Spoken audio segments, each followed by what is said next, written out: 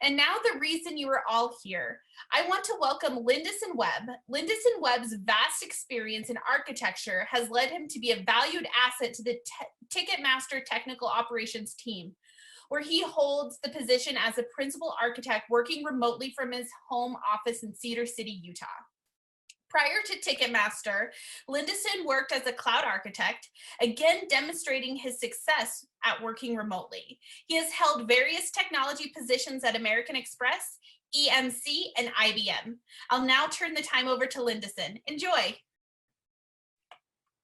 Thank you, Madeline. Thank you, SUU, for this opportunity, Southern Utah and Southern Utah small business owners for this opportunity to have a rather good conversation.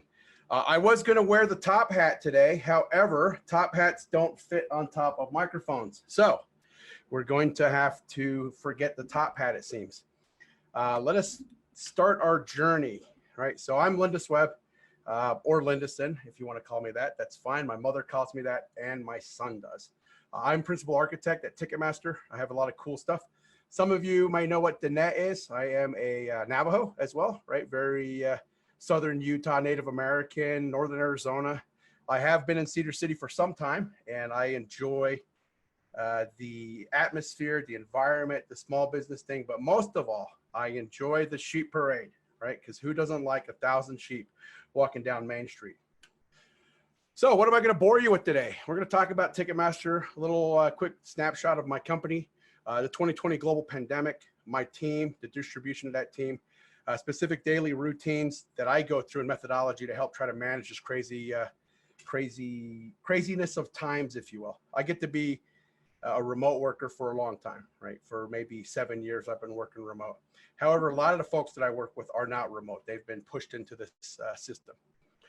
The other, I like to do decompression, right? Like, what do I do to maintain my sanity as I go through this? How do I make it so I don't just dream about work? And then a little overview recap to close out the sessions that we've all been through.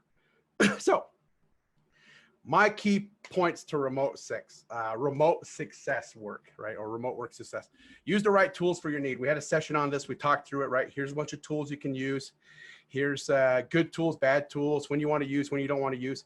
Be intentional with your schedule, right? How do you go through it and actually manage this chaos that we've been sort of thrust into? With all that, how do we actually manage time with our family? How do we do things with family so we don't bring that stress that's impacting us at work and our peers into the house? Prioritize your work. Big important one for me. How do I prioritize my work? I'll give you a quick little technique that I use. It seems to work, and it's sort of an industry standard. Holding people accountable, right? You can't just tell, I can't be like, hey, Scott Leavitt, come to my office, right? We got to talk about your performance or whatever. I got to get him on the phone or shoot a Zoom over to him, etc. But I like to set expectations so people know what success looks like. And then lastly, as a leader, be accountable to myself, right? And be accountable to the people who work for me. I have a methodology that I don't really go over in here, but I serve the people who work for me and I serve my fans. And that's a military thinking that I have, right? Is I like to serve the people that I'm supposed to lead. So who am I? If you want to link up with me on LinkedIn, shoot me an invite. That's fine, right? There's a little picture of me when I used to be commando, another picture of me when I was a cop, picture of me when I turned into Pikachu, and then some of my little conference talk that I do. I live here in Cedar City up in Fiddler's Canyon. If anybody's familiar with the old pizza factory house, that's my house now. So barbecue, come over 3 o'clock when the thing is lifted. For you tech people here, I have a huge portfolio, right? I own the Amazon Web Services, general architecture for technical operations, artifacts management, Azure, CI pipeline, Containerd, developer experience, a lot of good stuff. For those of you who are not technology focused, just think of this as when you touch the keyboard, you interact with the system somehow. I influenced the lives of 1,500 developers, all Ticketmaster markets, all Ticketmaster products, and about 500 million fans. So quick overview for us, here we are.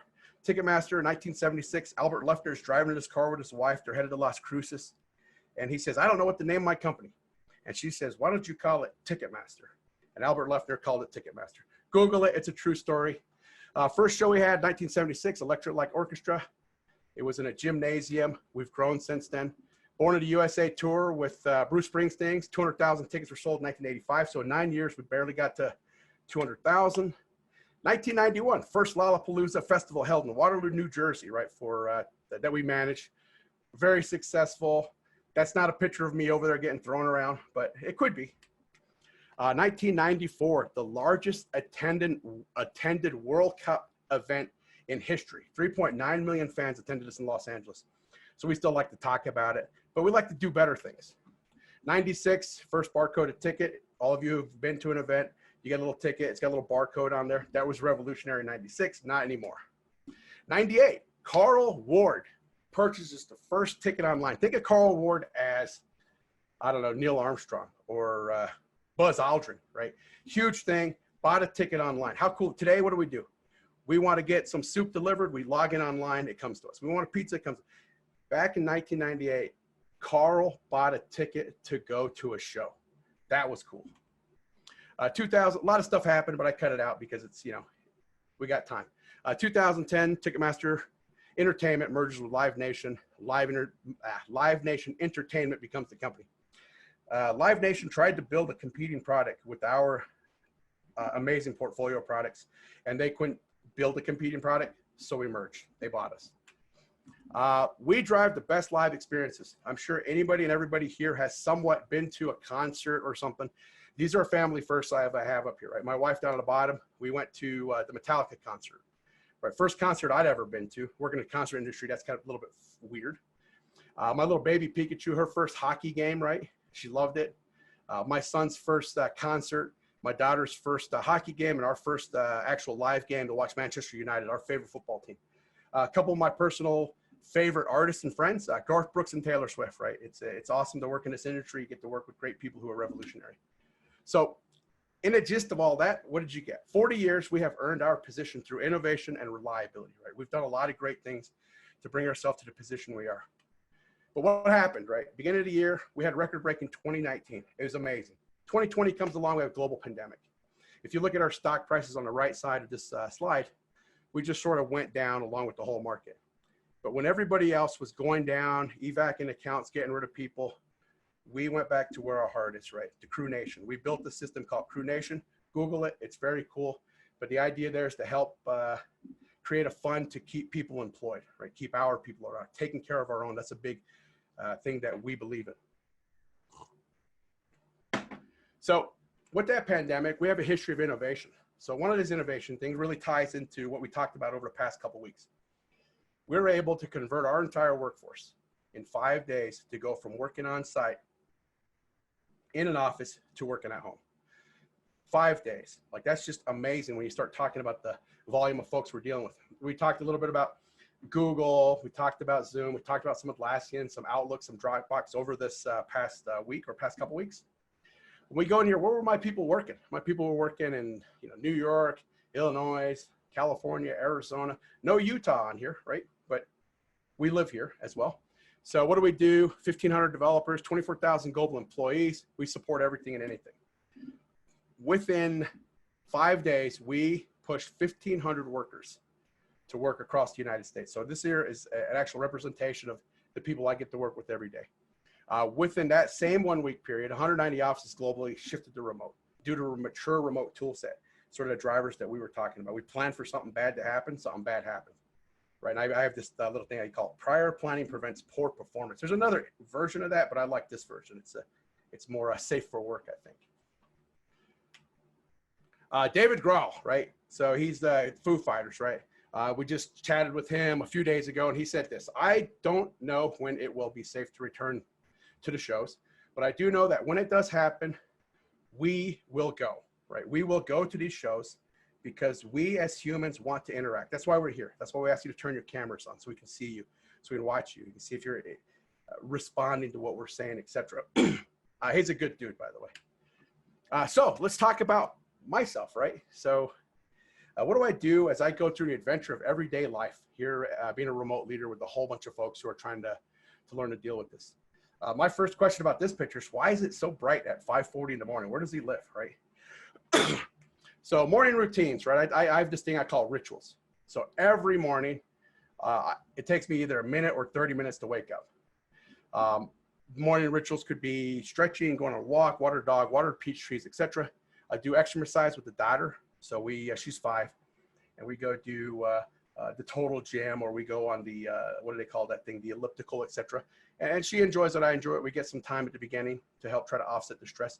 Eat breakfast is very important. That's an English breakfast. If you're wondering why it's a weird looking breakfast, it's from London. And then power nap, right? If you need to go back to bed, do it for no more than 12 minutes. Trust me on this. Science backs me up. Power nap, 12 minutes. Google it. It's cool. Once I get through all this stuff, get my morning shower, get my coffee, do what it is I do, I start my day at 8:30. So what I do at 8:30 first, I have a stakeholder sync. So if you think about the thing Tania mentioned, she had a little chart. It showed organization, team, individual, or self, or something along those lines. So stakeholders really lining out over to organization, right? Here's what we as a company are going to do from planning, or we need these updates, etc. Then I go to the next level lower, right? And that's I have 15 minutes in between these. Architecture Guild Sync, basically I speak to all my architects and we go through what makes sense, what should I stop doing, what blocks me, what don't I understand, sort of things, so we can prioritize work as we go through.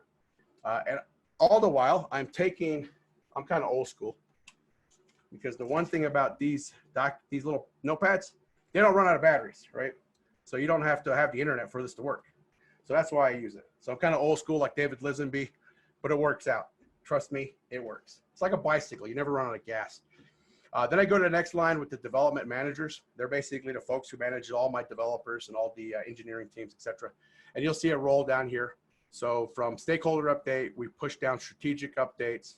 We do tactical planning. Then we do deliverable planning. And then I actually talk to my team, which is made of some very interesting individuals. Bless you. So when we go through this then, I talked about prioritizing work. There's a little technique that I use called Moscow: must have, should have, could have, won't have. So if you apply this to your house, right? Do you need a big steel door with a combination and one of those little submarine door handles, right? That's probably a won't have if you ask my wife. Do we need screen doors so we can open it and have a cross breeze go through the house? That's a must have. That's a priority. We got that done about a week ago. Should haves might be, you know, maybe I want to paint the house. Could haves might be, I want to build a big 2-story deck in the backyard. If we can get it done this year, that'd be fun. But if we can't, we'll get over it. So it's a technique. If you go out to Wikipedia or Google, just technique Moscow, prioritize work. It'll give you a nice little matrix on how you can prioritize these things. Be intentional, right? This is something Tania covered very well, which is intentional scheduling, right? Write this stuff down, prioritize it, make it so you have a plan for how you're going to approach your day, so it's not so ad hoc. We know this, right? When you're driving from here to Salt Lake City, if you have no idea how to get there, you're probably going to maybe drive everywhere until you find where you're going. But if you punch in where you're going, you want to go to, I don't know, Savers or whatever in Orem, that's easier to do, right? It tells you step 1, step 2, step 3, etc. And then you can deviate from that. You can go get some noodles or whatever it is you need to. I go with develop a simple schedule and routine. So my schedule and routine is static. Every day, it's mostly the same. It sounds monotonous and boring, but it's not. It's exciting, right? Create a simple to-do list. Again, Tania kind of covered this as well, right? Little bullet item that says, here's what you're going to do, etc. I write down 3 things every day that I will do. 1, 2, 3. These are the 3 minimal things I will accomplish today that are related to work. Once I accomplish those things, I'm able to add more stuff into what I call my backlog. So I keep a backlog where I have a whole slew of items that I'd like to get done, but they're just not important. But if I can get to them, I'll get to them. This is one I'm kind of a stickler about: agendas for meetings, right? This helps me prepare for a meeting. If you shoot me a meeting that says, hey, we need to talk for an hour, and that's all it says, I don't know how to prepare. You're setting us up for failure. We're going to waste an hour talking about what we're supposed to prepare for. Prepare for meetings, basic topic on top of that again, intentional schedule driving. And my favorite is don't have meetings just to have meetings, right? So that's what helps me be successful. I don't just schedule something to go run my trap with folks for the sake of talking or for the sake of scheduling another meeting. But when we get down into setting expectations with our folks, because our workers aren't mind readers, right? I'm not a mind reader. You have no idea what I'm thinking. However, my job as a leader is to articulate to you what it is that I would like to do, expectations, so we can save that time. And it works more with when you have lots of folks, right? But I think it's also applicable when I talk to my son. Here's what I want you to do. Do your homework, right? Do it with your friend Jason. Business drivers, you want to be a senior next year. Where is it required? At the kitchen table. Get that done. Log into Canvas, do your thing, etc. When does it need to be done by? By 10 o'clock, right? What is important to you is I don't want you to struggle the same way I did, right, growing up. And then how do I report on this project? Or how, I should say, how should I report on this project? So for you techie folks, this probably looks familiar, right? Work with the Kubernetes team, the business drivers, automated service discovery, do it in Phoenix and Virginia, work inside of non-prod and pre-prod environments, support venue integration, and do it in Jira. I use Jira for my project management. Other people use, what is it called? Trello and something else, Asana, there we go. The other thing I like is holding people accountable, right? So I use a RACI. If you haven't tried this with your workers or with yourself, definitely try it. But this helps control who does what. So for tech folks, the thing on the right will probably make some sense. GitLab, I think Mr. John Lisenby, I believe, was the one who said, GitLab helps makes us successful using Git issues, et cetera, in one of our last conversations. And that's good stuff. But if you look here, you can tell who's accountable, who's responsible, who should be consulted, who needs to be informed, etc. What does that help us do? It helps our brains jump over excuses. You heard it here first. Brains jump over excuses. So when we create accountability, the culture of accountability, it's hard to make excuses because you don't want to let the person down that you committed to. Another critical thing about a RACI is you have to ensure that the people who are on the RACI accept the value that you gave them, right? So if you're like, hey, my son's going to take the garbage out, but you never actually tell him, he's not going to know to take the garbage out, right? So he can't be held accountable if I never told him. So think of it that way. If you build a RACI, super effective, amazing way to keep things on track, and an amazing way to hold myself accountable. Another thing I talked about is Parkinson's law, right? This is the concept that if you assign 2 weeks of work to something, mysteriously it will take 2 weeks to solve, right? So I like to start with lower time increments and work my way up, and not greater time increments and work my way down. So if you tell your boy or your kids, I want you to clean the backyard, be done by Friday, I guarantee you they will start on Thursday, right? So change that. I want it done. I want you to clean the orchard by Monday. Take out, pick up the trash by this day, et cetera, and it will occur, right? Next day we come into the what ifs, right? But my son will say, what if there's a forest fire? Well, it's raining, it's damp, foresting's not going to happen, probably not going to happen, but we shouldn't have a 3-week conversation about that, right? We should say it's not probable, et cetera, move to the next thing. Avoid back-to-back meetings. That's another big thing I have, right? Is I don't allow my workers to schedule meetings with no buffer time in between.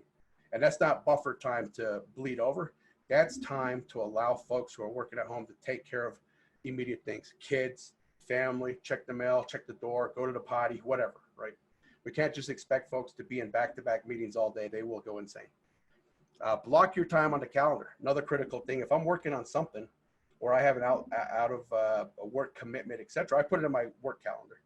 And I drive an idea called radical transparency. If you've attended Paul Hill's remote leader course, he'll have talked about this. And that's the idea that anybody and everybody at my company should be able to see my calendar, because I don't hide anything from them except things that I have to hide from them, I guess, like my HIPAA protected things, et cetera. And that allows them to determine whether or not their topic outweighs the topic I have in my calendar. And then I get a conflict notification and I can say, well, which one of these is more important? But it allows my folks a level of flexibility if they need to be heard, at least give them a vehicle to be heard. So that's Parkinson's law. Work expands to fill the time available for its completion. If you schedule a 60 minutes meeting, it will take 60 minutes. You may be able to do it in 15 minutes, or maybe try 30. Stresses of being a child, right? So all this remote stuff, as I go through my time, I have dedicated time for my kids, basically 12 p.m. to 1 p.m. Unless I'm talking to the wonderful business owners here in Southern Utah, then I'll trade that off and make my boy watch the baby. They're watching the Airbender, I believe it's called. But questions may come up, right? Why does my dad ignore me? Or why are you always too busy for me? Am I still important? And as parents and husbands and wives, it is critical for us to take care of this. And how do I do it? I dress up like a cat, right? I go do meetings and wear a little cat suit, and she dresses up as a mouse. And although we're not doing a Zoom or we're not doing anything live, she's able to sit there with me, right? And she gets that quality time. She feels important. It doesn't distract really. And she helps get that little feeling that there's times where I'm working. And as we've done this experiment, she's able to kind of know when dad's working, when dad's not working. Set expectations and easy to understand boundaries. So when my door right here is closed in my office, they know not to come in. I also send out a text message to the family group chat. Hey, I want to be in a meeting for the next 60 minutes talking to Southern Utah's brightest small business owners. That's you all. Then they know not to pick on me. Daily scheduling, right? So after I get rolling through all this, it's 1 p.m., 6 p.m. kind of stuff. Do personal development planning with your people, right? Help them be successful. There's a difference between personal development planning and leadership development planning. So think about personal as talent management. What can help you be successful in your careers? What are their goals? What do they want to do? Where do they want to be in 6 months, 12 months, etc.? And what that helps me as a leader do is, as I prioritize my work, I can think about folks who might be interested in moving in that direction and then assign them the right work. Leadership development planning, right? Most of my folks come in and they're able to lead a team, but they might want to lead a larger team. They might want to lead, a project, or when you're building a house, maybe they want to be the general contractor or something for that house. And this leadership development planning helps them invest into my organization. And this I almost do every day. I review different plans with different folks. I modify plans. I document some of these. I capture the status or the updates along there. If you take the remote leader course that from Utah State University, I believe it is, it gives you a lot of good templates that you can also utilize. Firefighting, right? So this is probably something you developer type folks can deal with, right? It worked fine in testing. It's an ops problem now, right? So just because it worked for me doesn't mean it works somewhere else. So I get to spend part of this time firefighting. I'm building teams through fire and forge, right? Turn the temperature up, pound on them with a hammer, but challenge your teams. Don't do everything for them. Hold them accountable. Hold yourself accountable as well. The other side is doing RCAs, right? When something bad happens with my group, I like to go out there and find out why these things happen. So that's pretty much from my 1 to 6 day. Then I actually get to do my work, which is architecture, right? It's what is architecture? It's a bunch of made up stuff that people don't understand. That's what most people think. But I think it's a mechanism to create an engineering practice that allows repeatable processes and outcomes, but whatever. When the day is over, right? This is something I believe in hands down. When the day is over, make it over. So when you're there and you're working, and then suddenly 6 p.m. comes or 5 p.m., whatever it is, build that within your team and practice it. So I don't message anybody on my team after I log out, after I'm done for the day, even though I get something critical. If there's nothing or nobody getting hurt or anything, I just put it into the backlog, deal with it the next day. We should have an opportunity as remote workers, leaders, etc., to spend time and do things that we need to recharge and distract ourselves from work. What do? I bake bread, right? This is an instant pot bread make. It's simple, 4 ingredients. I put it in a Dutch oven, throw it in the oven, and it's done. So, and it's very delicious. If you want the recipe, shoot me an email. I'll shoot it over. It takes about 5 hours to make. Read a book, right? Nobody ever got hurt reading a book, I don't think. So if you don't like reading books, listen to audio tapes. Sew with fire, right? I like to be a man's man. So the other thing I do is sew with fire. I open the garage up, do a lot of welding. Have a date night, right? Take out the wife, the kids, the husband, whatever it is, and do something to distract you from work because they miss you. It's different being at home and not being able to spend quality time with your others while you're working than when you're going to the office, right? And most of you probably felt this within the past, couple months we've been dealing with it.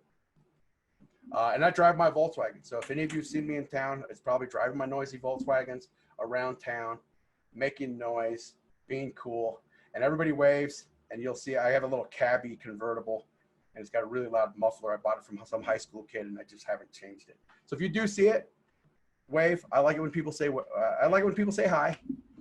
Once that's all done, you can take care of all this stuff, go to sleep, right? Be like a little kitten cat, go to bed, lay down, dream. And if you need any choices about dreaming about stuff, dream about Volkswagens, because Volkswagens are cool.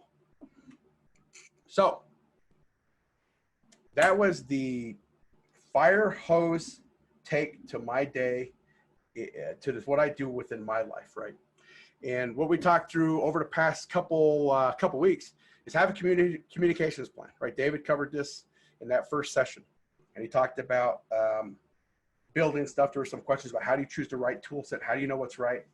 Do what's right for you and your team, right? Work together, collaborate. We talked about using the right tools for your needs, right? Melissa Garland gave us a good rundown on different tools that are used, how she uses them, how you could use them. But you want to have consistent tools, because if everybody's using different tools, it doesn't work. Once you build that, you can become intentional with your schedule, right? Tania Wallace gave us this rundown on being intentional with your schedule. Set stuff up in a way that it's easy for you to understand. And if you don't understand what you wrote down, rewrite it down. Right? I used to do this quite a bit. I write a bunch of stuff down. And it turns out I should have been a doctor based on my handwriting. However, I'm not. Then we'd listen to David on Tuesday. We're talking about project plans, right?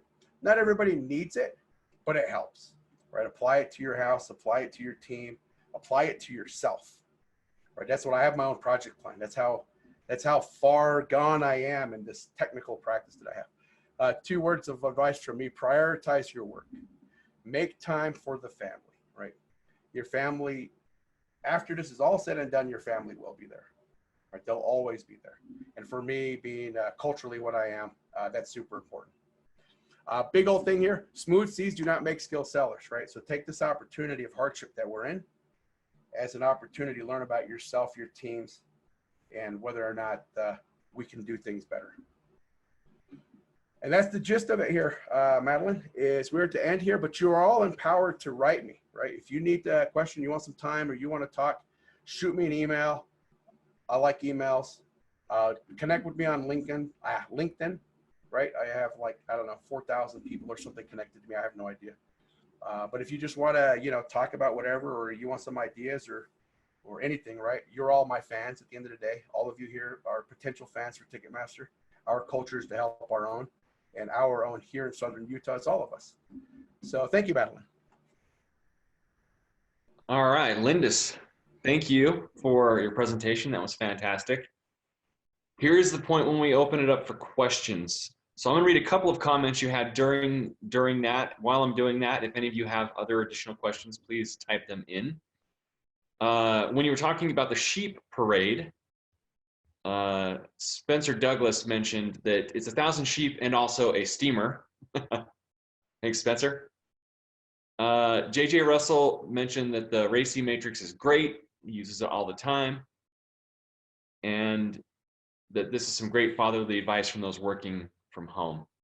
And the first question came from John Lisenby. He says, while working remotely, how do you approach security of data that will come across your home network / computers? We'll start with that question. So we utilize the best way to describe this without going too deep into it, because, John could hack my system, is we have point-to-point connection using a Cisco VPN client from the workstation to wherever. So it is encrypted once it leaves here, goes through my router, goes through wherever, and gets to one of our primary data centers. From there, it's distributed. However, a lot of our tool sets are web-based, right? So you use Okta authentication with the back Active Directory account. So most everybody can do their work that way, unless you actually have to log into a system. So we distribute and separate those into roles. So it's very difficult to get to systems that you're not authorized to get to. That's probably the best way to put it. On the front end, though, we do MFA. We have a couple layers in front of authenticating users into the tool sets that are available in the public. But we've shifted most of the collaboration work tools out of the data center, so they're cloud-based. This just helps reduce our risk footprint, if you will. Gotcha. Hopefully that answers the question, John.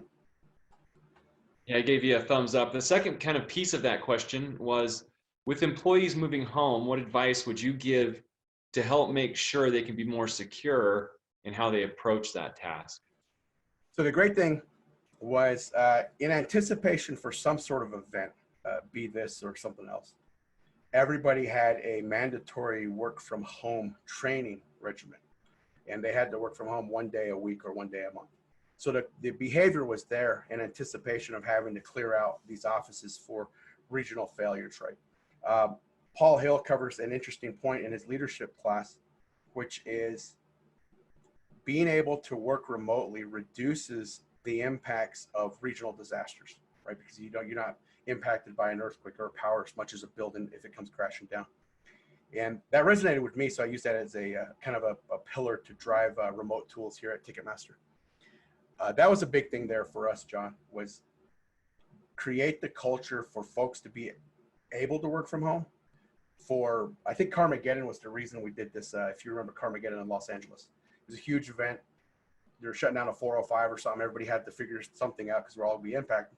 So we built this to help mitigate possible risks in the future. And with the coronavirus, to help pay off, we definitely reaped the benefits of that. Thank you. Ruben Vasquez asks, talking about the expectations, how often do you set expectations? Do you do it monthly, weekly? So it's threefold. There's the expectations for personal development, right? There's the expectations for their leadership development. Those are things they can control. Then there's the expectations of tasks I give them and projects, etc. So if they're somebody I interact with daily and give them a daily Kanban task or something, then it's every day. If it's someone who's working through a skip level and I do an incremental skip level with them every 2 weeks or 4 weeks, then that's when I'll set my expectations. If they deviate from those expectations, then that's when we can fix that in our different skip levels. But anytime a task goes out, there's expectations, drivers, behaviors, desired outcomes, the format I wanted, and etc. So to simplify that, let's see, who was that? That was Ruben. So to simplify that, Ruben, basically, anytime I give a task. All right, next question comes from Buck Steele. It says, how do you handle a situation where a responsible or action individual often falls short? So my approach is I have a crawl, walk, run methodology, I guess, right? The first thing is I find out what they want to do.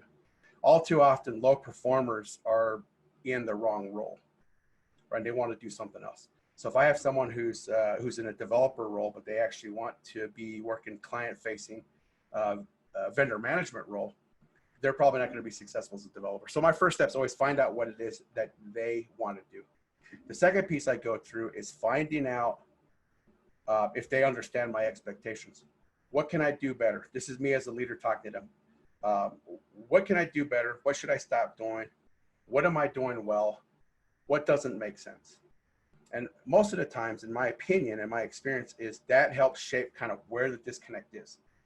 And ultimately at the end of the day, if they're just a bad employee and they're just collecting a paycheck and they have another job, then I get rid of them, right? But it's a very agile, very quick process, right? It'll take maybe like 30 days for me to dump somebody if I don't want to deal with them, because keeping on the wrong talent or the wrong person will drive morale down in the team.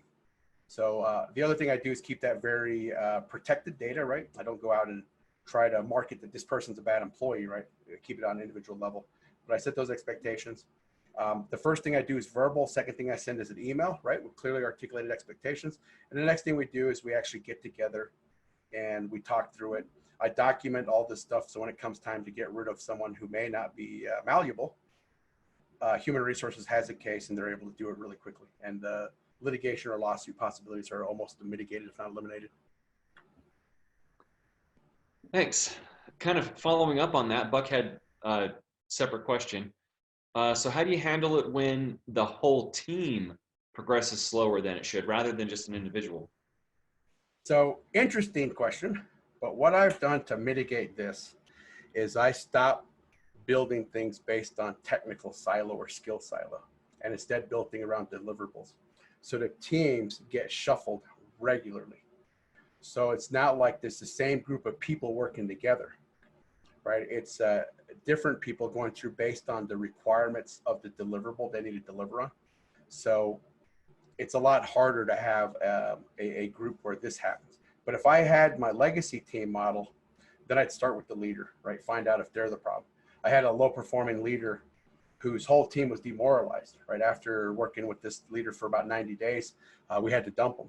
But once we dumped him, it turned out that the team wasn't bad. It was the person leading that team. So my piece in that piece, Buck, would be make sure that the leader is not somebody who's a victim of being promoted based on seniority, but somebody who's being promoted based on skill set and capability. All too often we promote folks who are technically good at something but are not good leaders, and that sets up a whole team for failure. Great. So I don't see any more questions from other people, but definitely if you think of more, type them in. We still have a few minutes. But I have a question, Lindis, referring back to Parkinson's law. And I think in a perfect world, people would be given one assignment or one task. And then, right, then you can set that and say, well, instead of giving them 2 weeks, we'll give them a day or a week.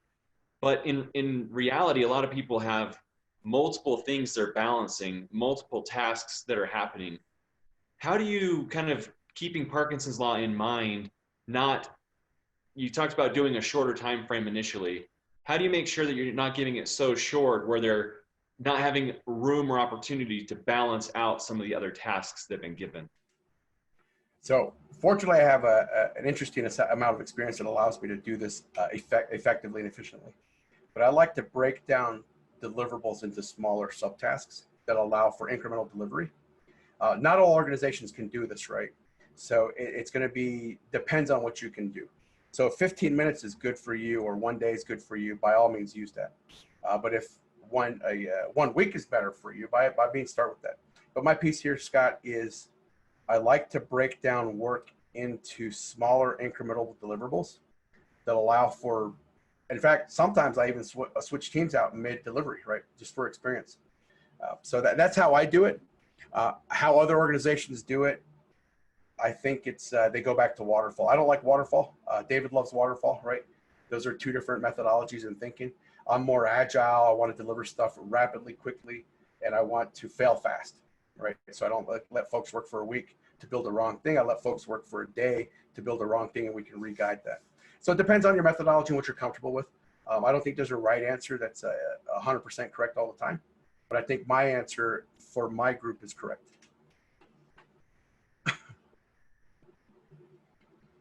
All right, thank you. Yeah, that's a great answer. So Donna Golan asks, is it a good idea to set up a second network connection? It depends. So I have 2 connections coming into my house, but everybody does for the most part. I have, what is that cable provider, whatever they're called here? TDS, I think it's called. So I got a 600 megabit line or something that comes here. Then I have my LTE, right? It's just a little phone here. And I just basically have unlimited LTE on that. So if I ever have to do work, I'll just dedicate my phone to connect here. And for the most part, I have kind of a backup plan. Would it be suggested to get 2 TDS and Insight, I think is an internet provider here? I don't know. I wouldn't recommend it. I think from a probability perspective, if the outages occur from a fiber cut perspective, you're going to have a larger failure domain rate. So it depends. I use just my internet provider and LTE, right? And if there's nothing so important that I do that I can't be offline for a couple hours or take a drive to the library. And John uses ST broadband, LTE unlimited, and 1 private wireless. Oh, and I use the sneaker net as well, which is your shoes because you can walk to the library. Well, that is intense. I had never even considered having more than one. I don't know about everyone else out there that's not, super into IT, but yeah, that's an interesting perspective from you guys that have to be connected all the time.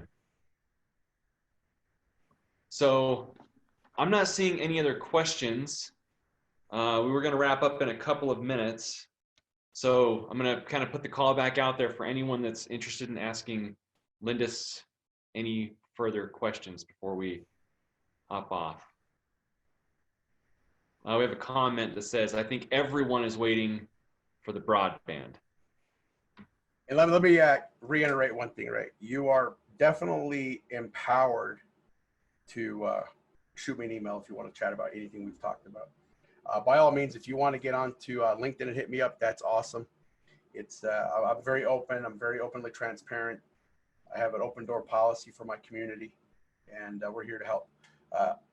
In the instance of the driver which made all this happen, right, is I've never once anticipated where 500 million people wouldn't be able to go to live events.